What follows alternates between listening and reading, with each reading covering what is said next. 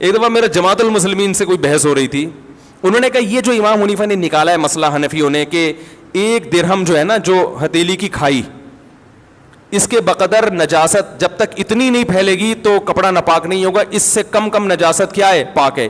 1-2 قطرے اگر پیشاب کے شلوار پہ لگ گئے تو وہ نماز ہو جائے گی. یہ کہاں سے نکالا ہے؟ اور وہ بڑا پروپیگنڈا کر رہے تھے, جماعت المسلمین کے تھے, یہ کہاں سے نکالا؟ قرآن میں تو آتا ہے وَثِيَابَكَ فَطَهِّرْ, اپنے کپڑوں کو پاک رکھیں, بار بار ہے نا قرآن میں.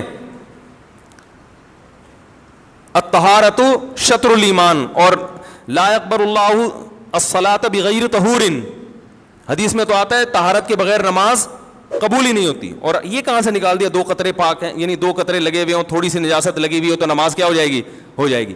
وہ بڑا پروپیگنڈا کر رہے تھے, 8-10 سال پرانی بات ہے, ہر جگہ دیکھو قرآن کے خلاف ابو حنیفہ کا مسلک.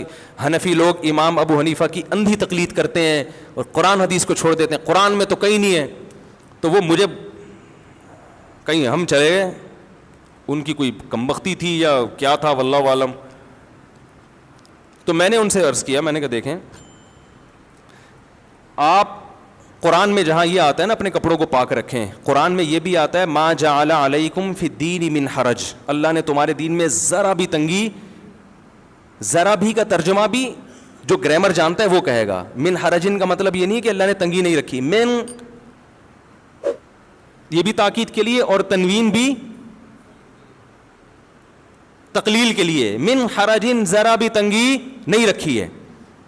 میں نے کہا ایک حدیث. دوسری بات یہ کہ صحابہ کرام جب استنجا کیا کرتے تھے تو سب کے پاس پانی میسر نہیں تھا, ڈھیلوں سے استنجا ہوا کرتا تھا. جو لوگ پانی سے استنجا کرتے تھے قرآن نے ان کی تعریف کی ہے اس زمانے میں نا, کہ پانی سے استنجا کر رہے ہیں, قرآن نے تعریف کی, صفائی پسند لوگ ہیں. صحابہ میں اکثریت اس لیے کہ ایسے واش روم نہیں تھے, عرب میں تو پانی کا حصول بہت مشکل تھا.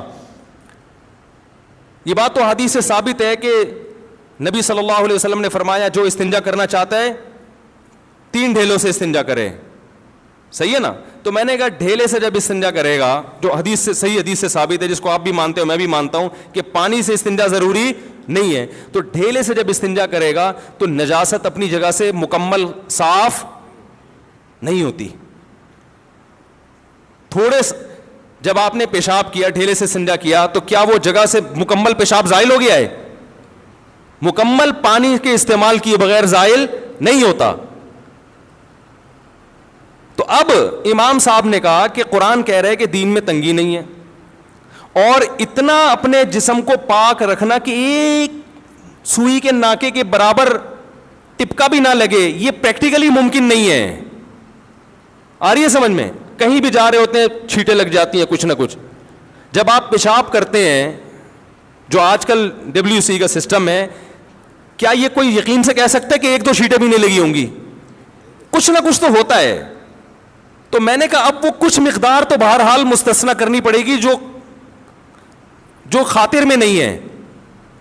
تو اب وہ مقدار میں نے کہا اپنے قیاس سے کرتے, ادھر ادھر سے ایویں ہی کر لیتے, تو وہ پھر اعتراض کا حق تھا. میں نے کہا انہوں نے کہا کہ بھائی جب انسان قضاء حاجت کرتا ہے تو اتنی فقہا کا اس پر اجماع ہے پوری امت کا کہ اگر جو جگہ جہاں سے قضاء حاجت کی اس نے اس سے زیادہ اگر نجاست پھیل جائے نا اس جگہ سے ہٹ کے, تو پانی سے دھونا واجب ہے, اس سے کم میں واجب نہیں ہے. تو انہوں نے اندازہ لگایا اچھا اتنا حصہ قابل معافی ہے. اب وہ بجائے اس کے کہ اس گندی جگہ کا نام لے کے کتابوں میں لکھیں, تو نام مہذب استعمال کیا, بھائی درہم کے بقدر, یہ ہتھیلی کی گہرائی کے بقدر. اور اس کو آج ہم اپنی زبان میں کہتے ہیں 5 روپے کے سکے کے برابر جو ہے نجاست لگی ہو تو وہ کیا ہے؟ اب کوئی 5 روپے کا سکہ تو بخاری میں کہیں نہیں ہے, تو یہ پاگل ہونے کی علامت ہے آپ کے.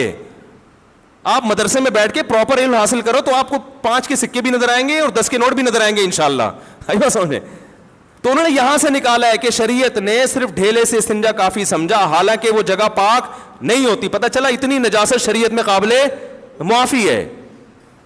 تو اس کی تعبیر مہذب انداز سے کہ بھائی ہتھیلی کی گہرائی کے بقدر, یا یہ کہ درہم اتنا سا سکہ ہوا کرتا تھا اس کے بقدر.